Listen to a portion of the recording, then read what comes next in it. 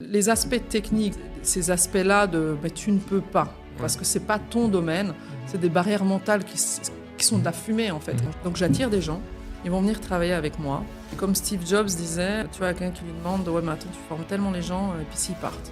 Je dis « Ouais, mais qu'est-ce que je fais si je les forme pas et qu'ils restent ?» Une personne peut changer la trajectoire de ta boîte. Tu recrutes une fois la bonne personne, cette personne peut tout changer.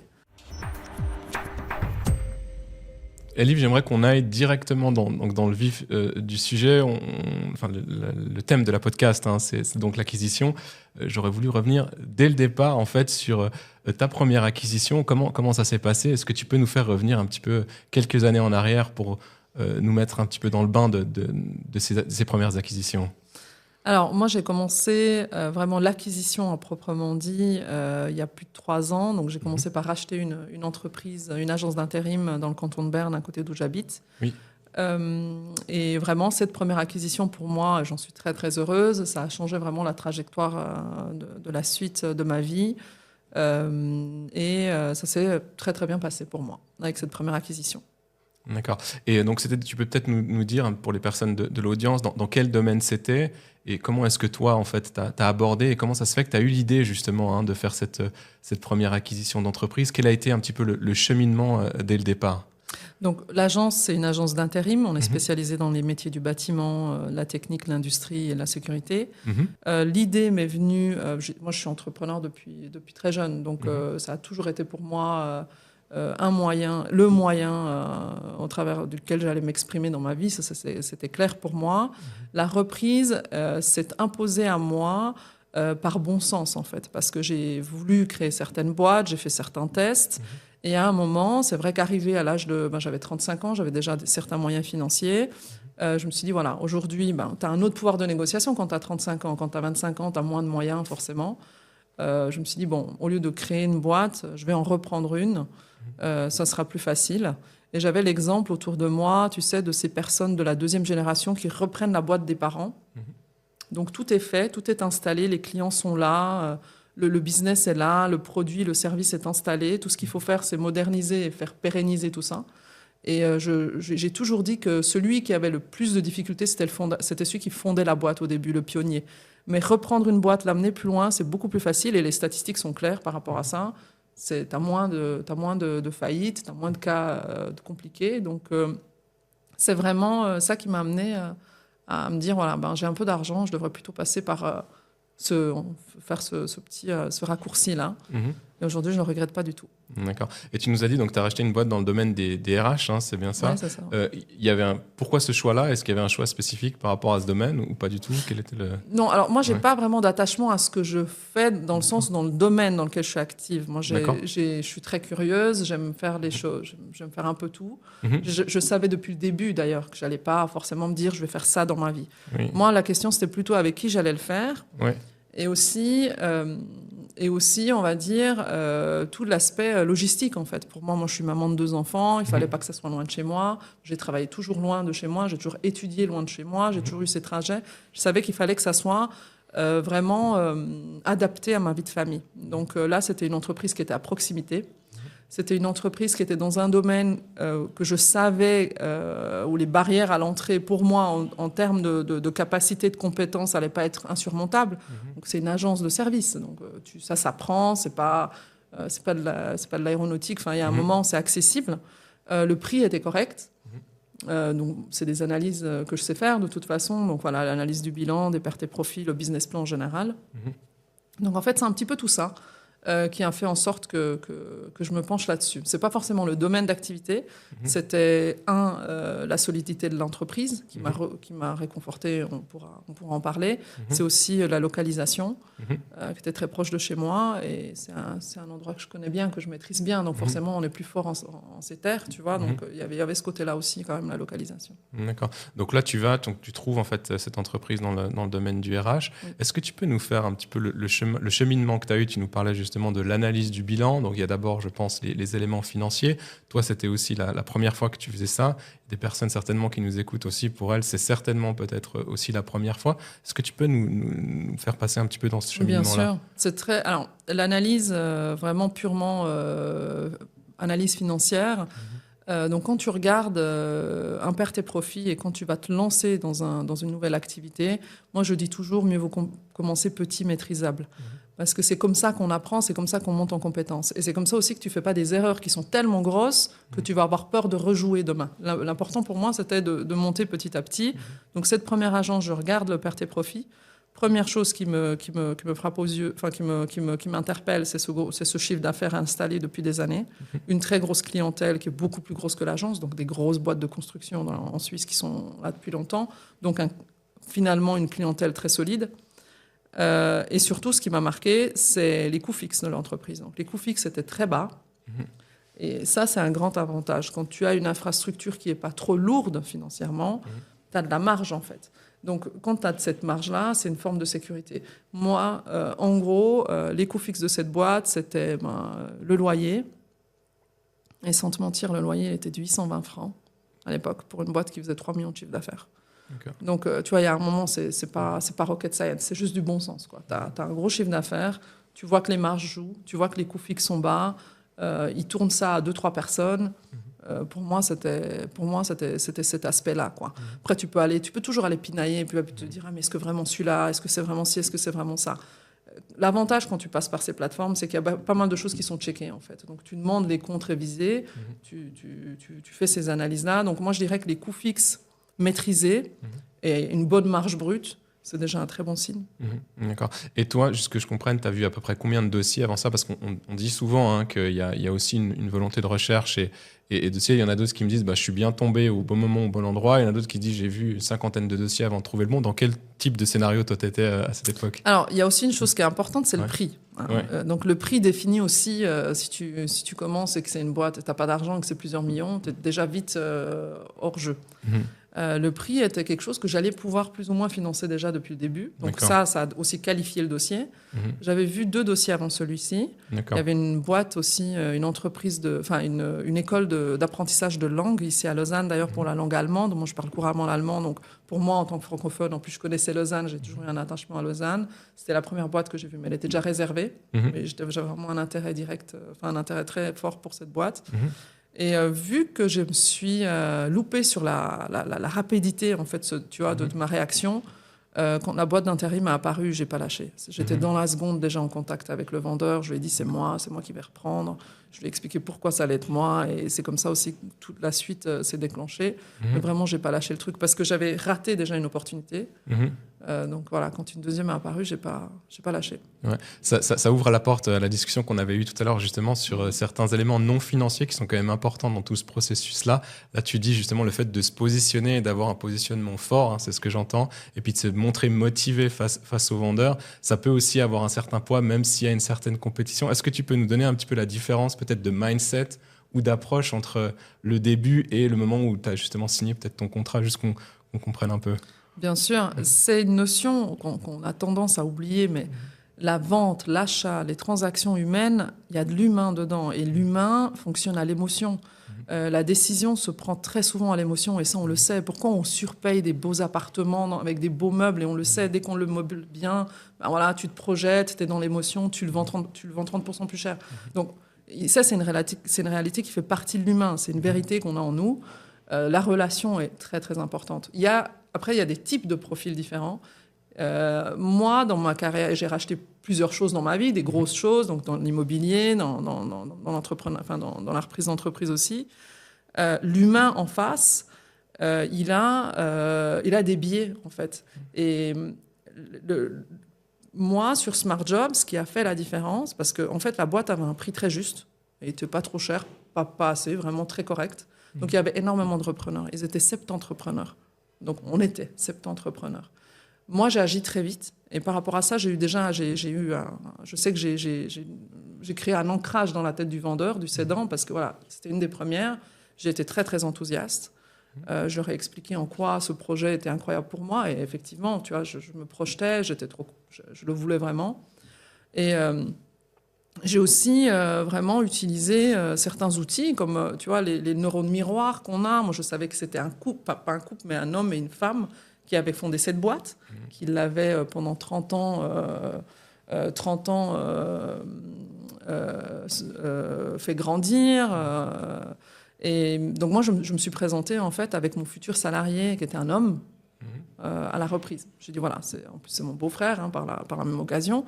Mais voilà, j'ai vraiment, on a eu cette chance-là, puis on est les deux assez souriants, sympathiques, donc ils ont eu un feeling avec nous depuis le début. Alors je sais qu'il y a d'autres agences qui avaient proposé de reprendre la boîte et même surpayer, mais on a fait la différence par rapport à ça. Donc le relationnel, c'est très important. C'est à qui je vais vendre, en qui je vais remettre les efforts d'une vie, en fait. Ouais. C'est très, très important. Est-ce qu'il y a d'autres leviers que toi, tu as utilisés, je dirais, humains, où tu as juste été toi-même? Ou quels sont un petit peu les leviers non financiers ou les outils, je dirais peut-être pas les leviers, mais les outils que toi, tu as peut-être utilisés tout au long déjà de cette première acquisition? Moi, ce que je fais, et j'ai toujours fait ça, et je pense que c'est la clé de tout, c'est que je me concentre sur l'humain en face. C'est pas moi le sujet.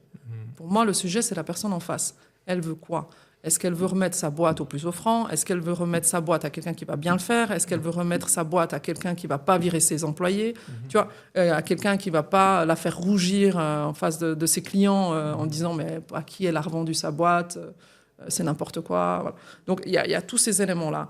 Est-ce qu'ils veulent le remettre et s'en débarrasser le plus vite possible parce qu'ils en ont marre, parce qu'ils sont fatigués, parce qu'ils n'ont pas pris des vacances depuis des années, parce qu'ils étaient mal organisés, ils avaient mal délégué? Moi, mon cas, c'était ça. C'était le côté humain. Ils ne voulaient pas des gens arrogants parce ils étaient très simples, très régionaux, pieds sur terre. Donc nous, on était aussi de la région, hommes et femmes.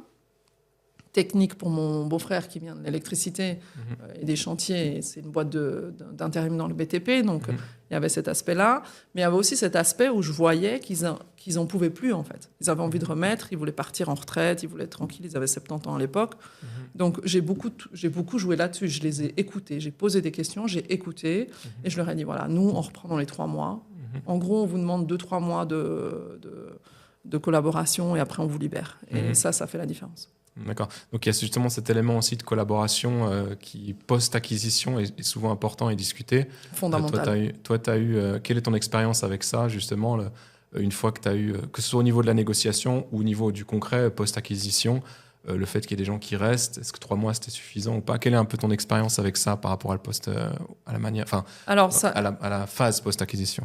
Ce que je pense, c'est que c'est fondamental, cette période-là. Cette période-là, elle est clé pour tout, pour que toi, tu comprennes la boîte, mais aussi en fait, si tu veux, c'est comme si tu avais le meilleur professeur dans les meilleures conditions. C'est-à-dire, c'est comme quand un prof t'explique quelque chose, un domaine, la théorie de la comptabilité analytique pour les grosses boîtes, et en même temps, tu as cet expert-là, mais juste sur ta boîte à toi, avec tes conditions à toi. Donc, tu as le meilleur professeur dans les meilleures conditions. C'est pour ça que la reprise, c'est fondamental. S'il a amené la boîte jusque-là, c'est qu'il sait comment il faut faire. Et avant de vouloir changer les choses, et moi, je dis toujours, donc, ils avaient 70 ans, ils n'avaient pas fait d'études. Hein. Moi, je sortais avec mes gros sabots de me dire « Ah, je viens d'une grosse école, j'ai fait ci, j'ai fait ça, j'ai géré des millions, des milliards. » Même je faisais la gestion financière avant pour un gros portefeuille de dérivés. Donc, moi, je suis arrivée juste extrêmement simplement. Hein. J'ai dit, c'est toi qui sais, c'est pas moi. Tu me dis tout ce que tu sais. Moi, je ne sais rien, explique-moi tout. Et la reprise, dans ces conditions-là, elle est juste incroyable, quand tu sais écouter. Donc, elle m'a tout expliqué. Moi, j'étais assise à côté d'elle. Donc, elle était à son bureau. Moi, j'ai pris mon petit laptop, j'étais à côté d'elle. J'ai dit, pourquoi tu as dit ça? Pourquoi tu as fait ça? Pourquoi là, on fait ça? J'ai juste posé des questions. Elle m'a tout expliqué. Moi, cette boîte, je pense que ça m'a repris... concrètement, peut-être en termes techniques, peut-être 2-3 jours à comprendre, tu vois, mais les spécificités au quotidien, moi, j'ai juste calqué ce qu'elle a fait. Et j'ai dit, je ne vais pas commencer à changer. C'est pas à moi maintenant de changer. Moi, maintenant, à moi, c'est d'apprendre. J'apprends comment elle a fait, je pérennise, et après, j'améliore. Et ça a été un facteur, je pense, une des raisons aussi pour laquelle on a eu tant de succès après, parce qu'on a développé vraiment la boîte.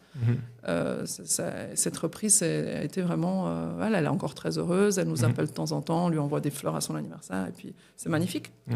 Ouais, je pense que c'est aussi un élément d'état d'esprit, hein, je trouve, qui est important ici, c'est de ne pas de venir avec ses grands sabots et dire comme quoi je sais tout, mais justement de venir aussi en ayant l'écoute, hein, et une écoute active pour essayer de... T'as tout à perdre quand tu fais ça, en fait. Parce que eux, personne n'aime les gens arrogants, personne n'aime les arrivistes, personne n'aime les... Donc, et c'est aussi une manière, c'est aussi un peu une philosophie de vie. Tu vois. Ce que je sais, c'est déjà à moi, ça m'intéresse plus. Tu vois, c'est bien, je l'ai, mais moi, ce qui m'intéresse, c'est ce que j'ai encore à apprendre. Et ça, tu peux apprendre, comme tout le monde le dit, tu vois, tu peux apprendre de tout le monde. Je pense vraiment que c'est une des clés sur cette terre, c'est juste d'être très attentif à l'autre. Et vraiment, quand on fait de la reprise, cette période-là, je dirais même pas trop se focaliser sur le prix, mais se focaliser sur un petit peu l'investissement en temps qu'est prêt à donner le cédant. C'est ça, c'est un facteur de succès. Ouais, j'aime bien en fait ce que tu m'as dit tout à l'heure, parce que ce qui est très intéressant, je trouve, dans ton parcours, puis un élément qui est important, et je pense qu'il y a un changement en fait de paradigme aussi, c'est le fait que tu viennes pas forcément d'une industrie, mais que tu puisses reprendre en fait cette entreprise. Je pense que si tu disais ça il y a 20 ans en arrière, on te dirait tu dois faire du RH pour reprendre du RH, tu dois faire de la construction pour reprendre de la construction, ou bien etc. etc. Aujourd'hui, c'est plus du tout le cas. Enfin, en tout cas, moi, c'est ce en quoi je crois. Et toi, tu es un très bon exemple.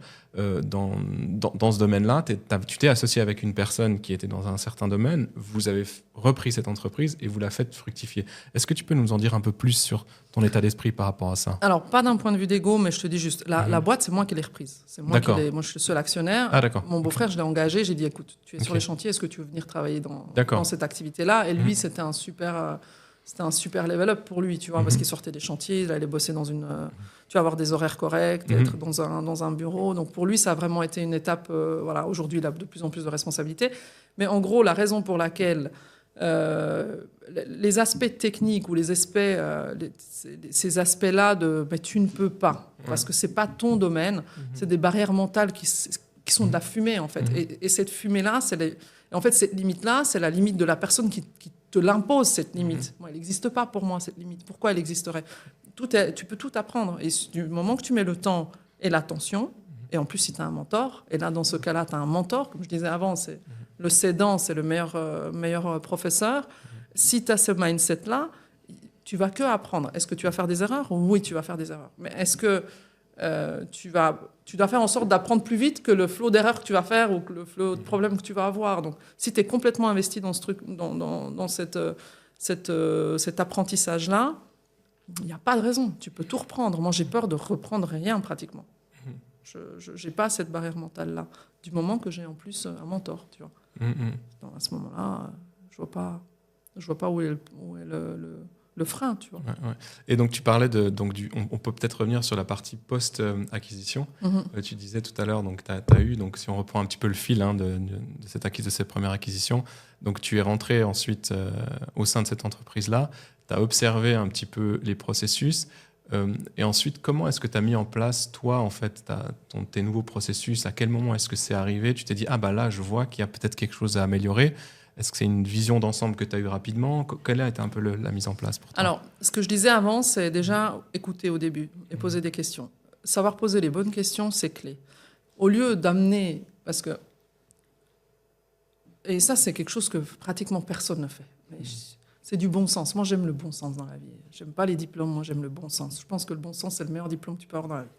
J'arrive dans cette boîte... Déjà, je me tais au début. Je pose des questions, mais je dis pas pourquoi tu fais pas ça comme ça. Elle a 70 ans, elle va partir en retraite. C'est pas maintenant, à 3 mois de sa retraite, que je vais lui demander mais pourquoi tu changes pas ton process. Tu vois, c'est pas elle, ça c'est mon boulot après. Donc au début, c'est déjà tu te tais et tu écoutes. Et c'est ce que je disais à mon beau-frère. Commence pas à lui dire pourquoi tu fais pas ci comme ça. Tu demandes qu'est-ce qu'elle fait, comment elle le fait et pourquoi elle le fait. Comme ça, on comprend. Et une fois qu'on aura compris, qu'on aura maîtrisé et qu'on fera en sorte déjà pendant une année que les clients restent, parce que ça c'était le premier critère, le plus gros risque pour nous, c'était que les clients ne suivent pas avec nous en fait. Donc ce qu'on a fait, c'est aller rencontrer tous les clients, comprendre où ils tribuent les talents. Donc nous on est des sourceurs en fait pour les entreprises, donc on fait du sourcing, on fait du recrutement. Comment ils font le recrutement?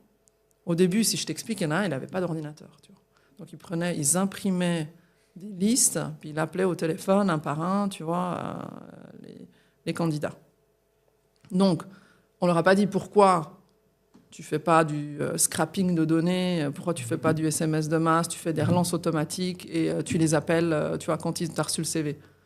Je leur ai pas dit ça, c'était pas le moment. Donc, je leur ai posé la question, voilà, comment vous faites? D'accord. Et c'est très bien. Et on les a aidés, on a fait comme eux pendant quelques semaines, quelques mois. Et dès qu'ils sont partis, j'ai mis des choses qui étaient simples en place, tu vois, pour pouvoir automatiser tout le travail manuel. Mais en gros, c'est vraiment au début, poser les questions, et poser les bonnes questions, essayer de comprendre d'où vient la renta, essayer de comprendre quels sont les... Parce que, si tu veux, dans notre domaine, ce qui est compliqué, c'est l'aspect légal, tu vois, c'est le droit du travail, donc droit des contrats, donc c'est des choses que tu dois vraiment pouvoir... comprendre assez vite. Donc, je lui demande, voilà, c'est quoi les conditions de résiliation, pourquoi, à quoi on doit faire attention. Et c'est tous ces aspects-là qu'on a appris. D'accord. Est-ce que tu peux nous dire un peu plus sur la partie automatisation, peut-être? Quelles sont les choses que toi, tu as pu mettre en place? Est-ce que tu as l'œil pour ça? J'ai entendu dans tes interviews que tu étais pas mal sur le zéro code, sur le no code, les choses comme ça. Est-ce que toi-même, tu as eu l'intuition de le faire, ou quel est un peu ton mindset par rapport à ça pour les personnes qui nous écoutent, qui ne connaissent pas du tout ça aujourd'hui? Alors, c'est de nouveau cette barrière mentale de je sais pas coder, je suis pas programmeur, donc c'est pas mon boulot. Et c'est ce que j'aime dans l'entrepreneuriat, c'est que tout devient ton boulot en fait, tout devient ta responsabilité. Moi, je suis actif sur les médias sociaux, tu vois, je fais plein de posts. C'est pas du tout mon mindset à la base. La technologie, ou du moins par exemple le no-code, c'est quelque chose qui est ultra excitant, que la plupart des gens de mon âge me disent, ils en ont peur, tu vois, mais elle me parle de quoi? Donc moi, j'avais déjà, c'est vrai que je faisais un peu de programmation en VBA, donc du VBA, tu vois, Excel, c'est pas super, mais j'avais déjà une petite, j'avais déjà cassé un peu, on va dire, le froid entre la programmation et moi, tu vois. Mais ce qui se passe, c'est que comment tu identifies quelque chose? Moi, j'ai une très forte intolérance au travail manuel, au travail, ce que j'appelle inutile. Donc, dès que je vois que quelque chose peut être optimisé parce que c'est une perte de temps, c'est une perte, ça rapporte rien à ce qu'on est en train de faire, il faut trouver une solution. Et la solution, c'est l'automatisation. Et aujourd'hui, l'automatisation, c'est le no-code. Le no-code, c'est la démocratisation du code, en fait. Tu n'as plus à coder. Tu dis juste, je veux que tu fasses ça avec ça. Donc, quand j'ouvre ce dossier, tu fais ça. Le trigger, c'est ça. Et ça marche tout seul. Et tu vois ce que tu fais. Donc, c'est beaucoup plus facile, beaucoup plus accessible. Donc, c'est ce que je fais. C'est que j'observe les process. Et dès qu'il y a un endroit où je vois que ça bloque, c'est une perte de temps, je mets un process en place. Et l'objectif, c'est d'être complètement automatisé. Voilà. Mais automatisé, c'est-à-dire... déléguer le travail manuel à l'automatisation pour pouvoir nous prendre du temps avec ce qui est important, l'humain. Donc, le client, nous, on a 2 clients dans l'intérim. On a le client qui va... Donc, l'entreprise qui va louer les services d'un employé et en même temps, le candidat qui va choisir notre agence pour le représenter, tu vois, et on doit attirer des talents et attirer des clients, en gros. Donc, pour nous concentrer là-dessus. Parce que c'est ça. C'est là qu'on a le plus de levier. L'humain a du levier avec son temps, son attention sur d'autres humains. Donc, c'est ce que j'essaie de faire. D'accord. On s'est pas mal concentré sur le non financier, je pense, là, juste avant. Point de vue financier, toi, quel a été ton parcours, ou quel a été un petit peu ton approche face à ça? On entend souvent que c'est un levier qui est quand même parfois compliqué pour certaines entreprises, spécialement les TPE qui ont peut-être 5 ou 10 employés. Quelle, toi, a été ton expérience par rapport à ça?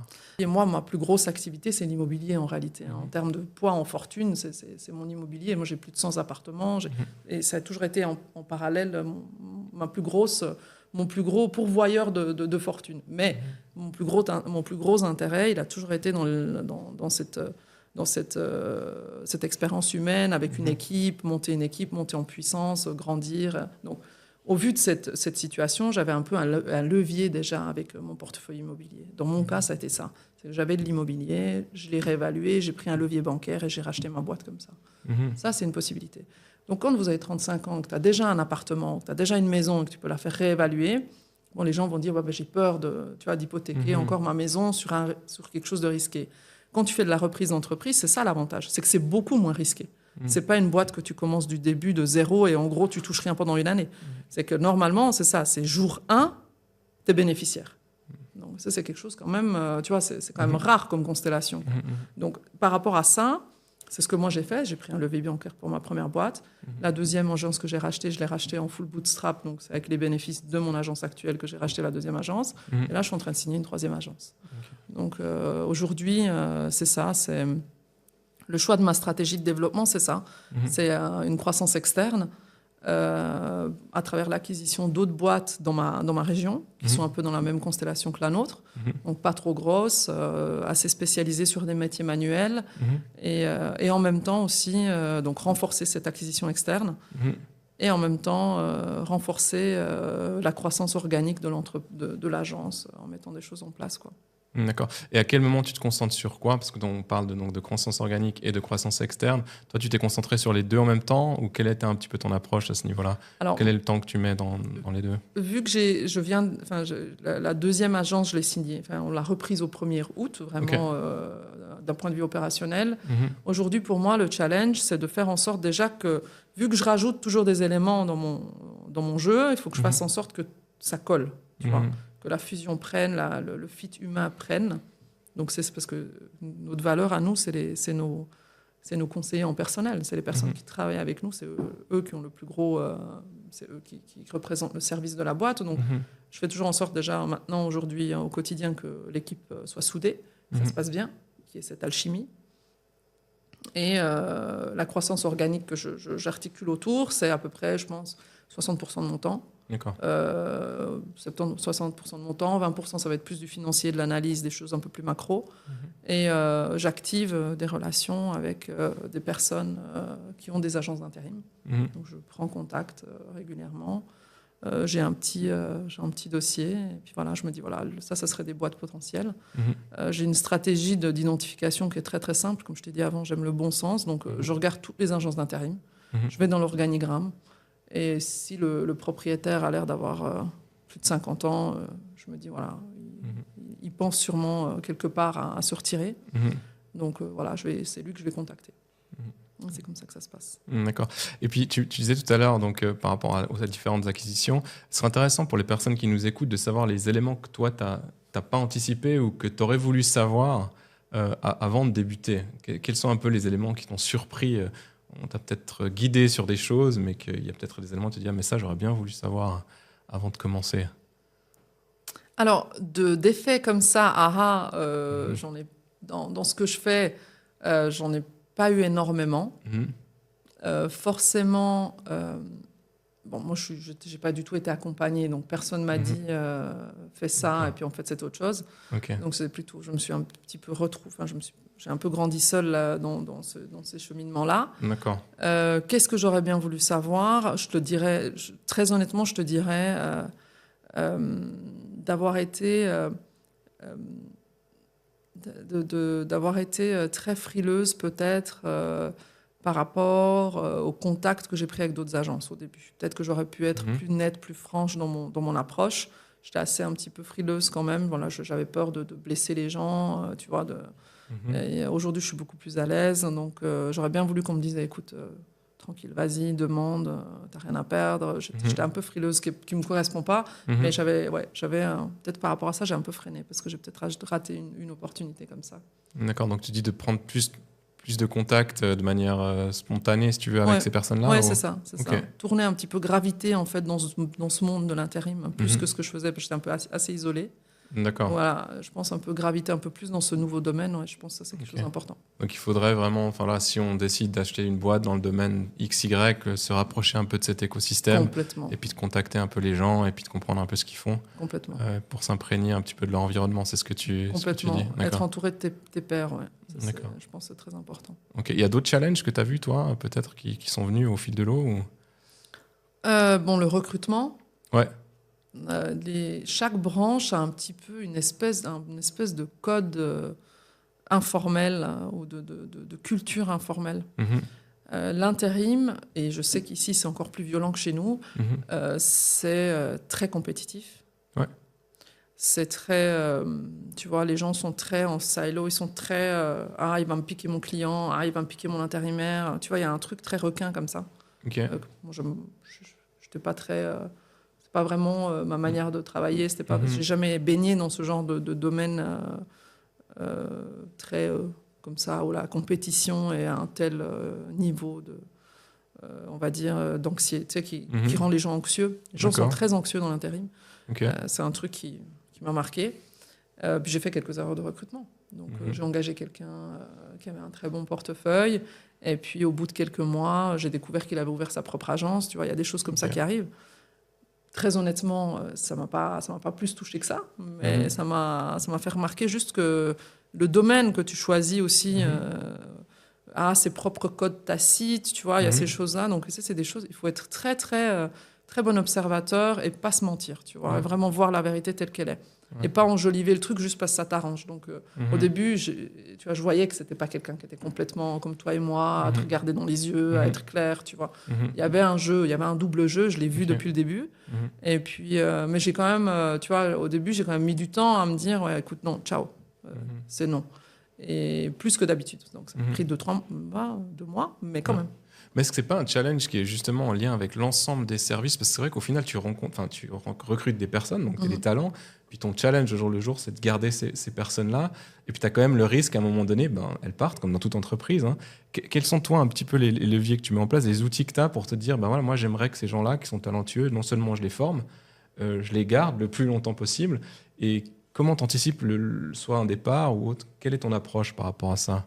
Alors, je suis très contente parce que j'ai fait pas mal d'expérimentations mes 2 premières années. Ouais. J'aime à penser que je vais... donc, j'attire des gens. Ils vont venir travailler avec moi. Et comme Steve Jobs disait, tu vois, quelqu'un qui lui demande « Ouais, mais attends, tu formes tellement les gens, et puis s'ils partent. » Je dis « Ouais, mais qu'est-ce que je fais si je ne les forme pas et qu'ils restent ?» Ça me fait encore plus de mal, tu vois, d'être avec des gens, en gros, qui ne vont pas t'amener plus loin. Donc, je crois qu'une personne peut changer la trajectoire de ta boîte. Tu recrutes une fois la bonne personne, cette personne peut tout changer. Ces personnes sont des talents. Les talents ils sont débauchés par tout le monde. Donc, c'est juste pour dépeindre. Et ça, c'est dans ce que tu disais très justement. C'est dans toutes les sociétés de services, c'est le cas. Dans l'immobilier, c'est la même chose. Tu vois, dans tout. Donc, c'est lui qui a contact avec le client. Donc, en gros, s'il part, et vu que c'est le point de contact, les clients peuvent partir. Donc, moi, j'ai absolument pas peur de ça. Ce que je sais, c'est que du moment que si je dors et que je suis pas sur le terrain et que je vois pas les choses et que je m'endors derrière dans mon gros bureau, je vais pas réussir à gérer ça. Donc, moi, je suis en avant. Je fais en sorte que ma marque soit plus importante et que les gens préfèrent travailler pour moi que pour quelqu'un d'autre. Donc, comment je fais en sorte que les gens préfèrent travailler pour moi? Il y a déjà quelque chose à installer sur ta personnalité, sur ce que tu fais. Tu dois communiquer. Franchement, si tu ne sais pas communiquer, si tu ne sais pas vraiment exprimer, déjà, il faut lire, tu vois, les intentions de la personne. Donc, il y a tout ça. C'est vraiment du profiling. On n'est pas tous pareils. Toi, tu vas réagir à de l'argent. Elle va réagir à un statut. Lui, il va réagir à de la flexibilité, de la liberté. On a tous des autres points de bascule. Donc, déjà, tu comprends tes employés. Après, tu proposes par rapport à ça. Et en même temps, ce que tu dois faire, c'est que... Et c'est quelque chose que peu de personnes font. Il faut faire en sorte que toi et ta marque soient très excitants, tu vois, très attirants, en fait. Qu'ils se disent, ouais, mais, OK, moi, j'ai ces clients, mais moi, je préfère travailler pour Smart Jobs. Je préfère travailler pour Elif. Elif, elle m'apporte ça. Elif, elle a une certaine... tu vois. Et aujourd'hui, c'est ça. C'est que les gens qui travaillent avec moi, ils veulent travailler avec moi. Et ça, c'est le plus gros... c'est la seule chose que tu peux se faire, en fait. C'est de faire en sorte que les gens te préfèrent toi. Ouais. Non, je pense que c'est important ce que tu dis. Il y a ce travail de marque, si on veut, employeur, qu'il faut justement travailler pour faire en sorte de... C'est que ça. Après, tout le monde va chez Google. J'en suis sûr qu'il y a plein de boîtes tech qui sont concrètement, tu vois... Mais les gens... tu vois, tu es attiré par ça. Tu es attiré. Moi, je préfère travailler pour cette banque privée-là. Tous, en sortant d'HEC, tout le monde avait une idée de... Moi, je préfère travailler pour cette banque privée-là. Parce qu'il y a une image de marque. Donc, c'est ça qu'il faut créer. Ouais. Toi, de ton point de vue, le repreneur, qu'est-ce qu'il doit avoir comme type de qualité ou d'éléments, que ce soit dans son état d'esprit ou au jour le jour, pour être un bon repreneur? Comment on peut s'assesser un petit peu, en se dire, voilà, moi, je pense que je peux peut-être être une personne qui est capable de reprendre une entreprise? C'est une très bonne question. Si on met de côté l'aspect financier, l'aspect, j'ai pas peur d'emprunter, j'ai pas peur de m'endetter, ça va aller, tu vois, ce côté un petit peu... Je pense que le côté humain est extrêmement important parce que un pionnier, ce qu'il va faire, ceux qui fondent la boîte, il va faire quelque chose de très différent qu'un repreneur en réalité. Un pionnier, c'est quelqu'un qui va aller frapper de porte à porte, tu vois, premier client, deuxième client, tu vois. Ce côté vraiment très pionnier, très résilient, très, très, très solide, en fait. Et un repreneur, lui, c'est très humain ce qu'il doit faire, en fait. c'est que déjà, il doit faire en sorte de reprendre une boîte, donc de convaincre un cédant.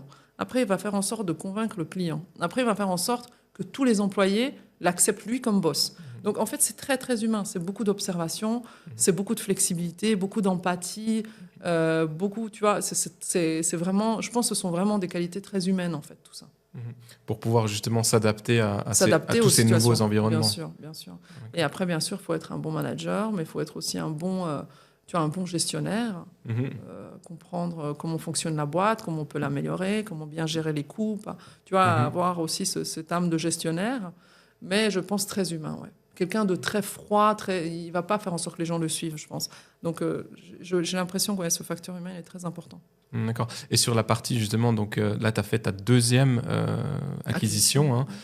Si on prend les entrepreneurs, justement, qui sont dans ton cas aujourd'hui, qui ont fait déjà une première acquisition, à quel moment, toi, tu t'es dit « Ah, mais c'est le bon moment pour faire cette deuxième acquisition » Quel est un petit peu en termes de timing, si tu peux nous montrer un petit peu le timing que tu as eu, toi, et pourquoi tu as eu ce type de décision-là?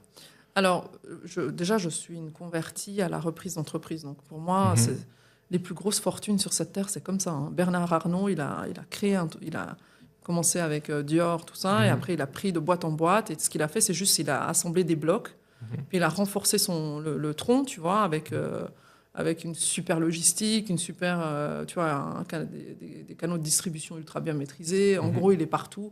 Donc, il avait déjà un socle ultra solide, et après, il a juste construit autour. Et en fait, il achète sa croissance.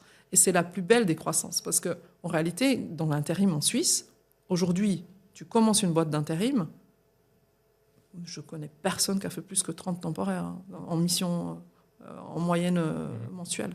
Tu peux pas. Si tu veux, les cartes ont déjà été distribuées, tu vois. Le gâteau, il a été partagé. Il y a des Adecco, il y a des Randstad, il y a des grosses boîtes, tu vois. Et puis il y a les petits comme nous, on se contente de miettes. Et tout le monde est tellement... ça reste un domaine où les barrières à l'entrée financière sont quand même très faibles. Tu vois, c'est une société de services. Tu n'as pas des infrastructures à investir. En gros, tu as un ordinateur, une connexion Internet, un téléphone. Tu peux faire ce qu'on fait, techniquement. Donc, la problématique, elle est dans le relationnel. Et aller, tu vois, trouver ces gros clients, ça ne marche plus. Ils sont tous scellés avec les gros, tu vois. Tu peux pas. Donc, reprendre une agence, ça reste le seul moyen d'arriver à ces gros chiffres, en fait. Vraiment à exploser. Donc, pour moi, pourquoi, enfin, à quel moment c'était le bon moment, c'est pour ça que je te dis, dès qu'il y a une opportunité, j'ai pas lâché. Et ça va être comme ça. Ça va toujours être comme ça. Donc, c'est à moi d'aller faire mon petit travail, tu vois, aller parler avec d'autres propriétaires de boîtes, puis dire, voilà, écoute, moi j'adore faire ça, je veux le faire encore 40 ans, voici ma stratégie, voici mes équipes, est-ce que tu veux en être, quoi. Et vraiment, je n'exclus pas le cédant. S'il veut en être, il peut en être en tant qu'ambassadeur, en tant que conseiller. S'il dit non, écoute, moi j'ai envie de partir, tu vois, j'ai mon bateau, tout ce que je veux, c'est la transmettre et transmettre dans ces conditions-là. Et j'essaie de remplir ces conditions, tu vois, et dire, voilà, si c'est de l'argent, c'est de l'argent. Je me dis pas, c'est trop cher, 50 000 francs trop cher. Je me dis juste, est-ce que je peux me refaire ailleurs? Est-ce que ça va m'apporter plus? Et c'est comme ça que je joue, donc, ma strat, quoi. On arrive gentiment à la fin de l'interview. Oui. Je voulais quand même poser la question de toi, si tu devais parler un petit peu à Elif d'il y a une dizaine d'années en arrière, ou s'il y a des jeunes filles aujourd'hui qui sont un petit peu dans la même situation que toi il y a 15 ans, qu'est-ce que tu leur dirais ou quel est le conseil que tu pourrais leur donner? Alors, je suis déjà très reconnaissante de mon parcours. Je suis très reconnaissante, et même vraiment envers moi-même. Hein. Je me dis, écoute, vraiment, tu as fait ce qu'il y avait à faire. Tu vois, j'ai construit ma famille, j'ai fait mes études, j'ai fait des choses qui étaient plutôt, tu vois, qui étaient pas, dont la récompense n'était pas immédiate, tu vois, qui était, voilà, un peu cette route difficile. Donc, ce que je dis à tout le monde, c'est ne fuyez pas cette difficulté-là. Ne fuyez pas, tu vois. Le truc de te dire à 16 ans, je préfère directement aller travailler, comme ça je toucherai 4 000 francs. Faites pas ces erreurs-là. Faites les choses au bon moment. Au début, c'est pas l'argent l'important. Au début, c'est ta formation. On a tendance à dire que les études, des hautes études, ça sert à rien, tu vois, ça c'est le nouveau truc. Moi, ce que je sais, c'est que le fait de réussir quelque chose qui est réputé difficile accroît ta confiance en toi. Donc déjà, s'il y a quelqu'un duquel tu ne pourras pas te séparer toute ta vie, c'est toi-même. Donc, construis déjà sur toi-même. Faites des choses difficiles au début. Faites des études. C'est pas rigolo. Si vous voulez fonder une famille, il faut pas, tu vois, la reprise ou l'entrepreneuriat est absolument pas un frein à ça. Donc déjà, passez par ces chemins-là. Mettez pas la charrue avant les bœufs, ça marche pas. Moi, je pense que voilà, quand tu as les bonnes choses au mauvais moment, ça marche pas non plus. Donc, je pense déjà construire ta vie, tu vois. Ça, c'est quelque chose qui est très, très important. Et puis après, tu n'écoutes personne quand on te dit tu ne peux pas parce que c'est pas des limites qui existent en fait. C'est pas des limites, et encore moins en Suisse. Enfin, moi, je dis toujours en Suisse, le plus gros risque que tu as, c'est tu vas un peu moins en vacances. Mais en gros, tu vois, tu as des aides sociales. Je dis pas que la vie est pas difficile, tu vois. Il y a des femmes qui ont des enfants, elles sont seules tu vois, avec leurs enfants, elles ont des difficultés financières. Mais finalement, le pire des cas en Suisse, c'est un cas plutôt normal des pays où on vient, tu vois. Donc, déjà, garder ça en tête, que le scénario du pire là qu'on a en tête, ça n'existe pas. Ça n'existe pas. Donc, avoir confiance par rapport à ça et essayer, et se lancer. Commencer petit. Je dis toujours, commencez petit. Commencez pas quand vous investissez, par exemple, en IMO directement sur une vente sur plan d'un appartement au Portugal qui pourrait te rapporter 200%. Tu vois, si tu fais un flip, tu le revends. Il faut fuir ce genre de choses. Il faut aller sur des choses qui sont simples. Déjà commencer à regarder les annonces, c'est déjà un très bon, tu vois, les opportunités, elles sont dans les annonces. Moi, j'ai construit ma vie sur des annonces, que ce soit dans l'IMO, dans la reprise d'entreprise, c'était jusqu'à un gros point, c'était vraiment ça. Donc, regardez les annonces, s'il y a des petites boîtes à reprendre, il y en a toujours, tu vois, faites-vous accompagner d'un professionnel, tu vois, tu payes quelques centaines de francs à un conseiller, un expert comptable, tu dis, voilà, j'aimerais reprendre ça. Qu'est-ce que tu en penses? Puis il va te donner les bonnes clés. Tu vois, il va dire tu demandes ça comme document, c'est contrôle-là. Et puis on va regarder ça ensemble. Et puis après, à un moment, il faut faire confiance en ton potentiel à toi, quoi. Mais essayer. Donc faire les choses dans le bon ordre et passer à l'action. D'accord. Voilà. Je te remercie en tout cas, Elif, du temps que tu as pris aujourd'hui. C'était un plaisir en tout cas de pouvoir connaître un peu plus sur toi et sur ton parcours. Et je te dis à bientôt. À bientôt, merci.